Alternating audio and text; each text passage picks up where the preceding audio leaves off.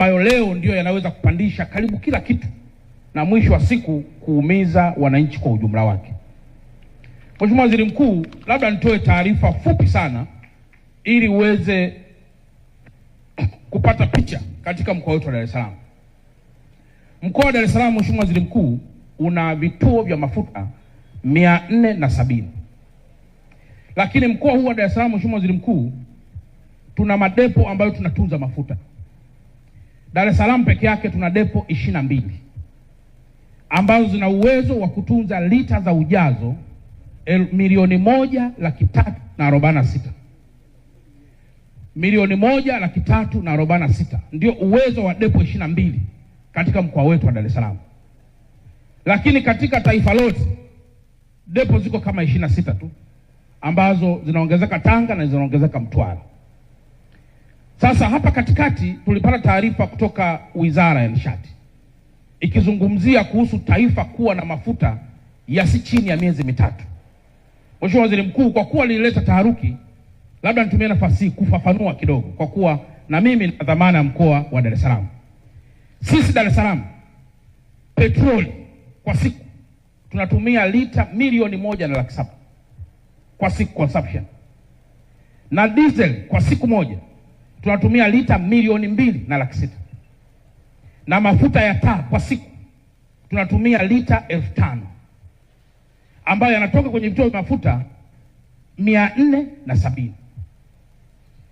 Sasa taarifa iliyotolewa na wizara ili wananchi waweze kuelewa na hii kilichokuja kutokea ni kwamba ili taifa lijihakikishie kwamba lina mafuta, tunaangalia mambo makubwa manne.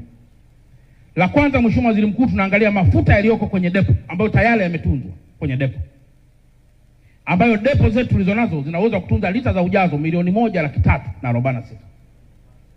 Lakini jambo la pili, tunaangalia mafuta ambayo yako kwenye bandari bado hayajashushwa na meli zingine ziko nje, tunaita out anchorage.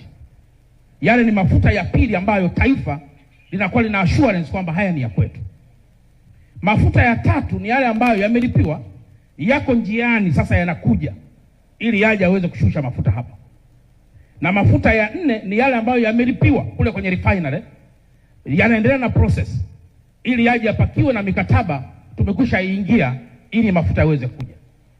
Kwa hiyo haya mafuta manne, Mheshimiwa Waziri Mkuu, ukimuuliza waziri wangu wa nishati ndio anasema tuna reserve ya mafuta ya miezi karibu mitatu. Sasa swali linakuja, kwa nini bei ipande kama mafuta mlikuwa nayo?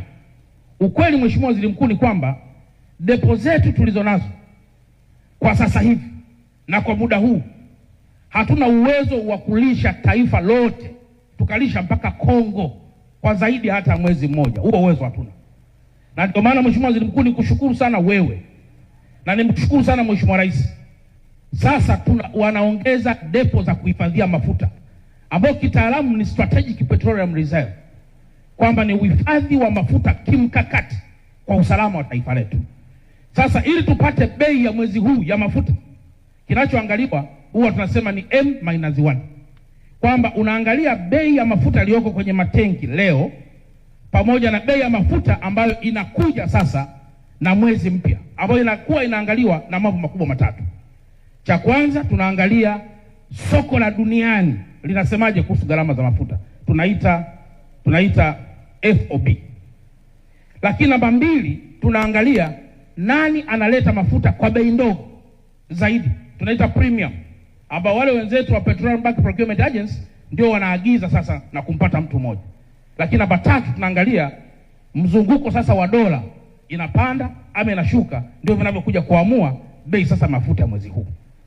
Kwa hiyo wananchi walichopata taharuki ni kwamba kama mlisema mna mafuta ya miezi mitatu, wai tena mwezi huu mafuta yapande? Lakini kumbe kupanda kwake kunatokana na hii sababu ambazo nimezisema, na ndio maana nimeona nitoe ufafanuzi kidogo, kwa kuwa ni jambo lililoleta taharuki katika nchi ya Tanzania kwa ujumla wake.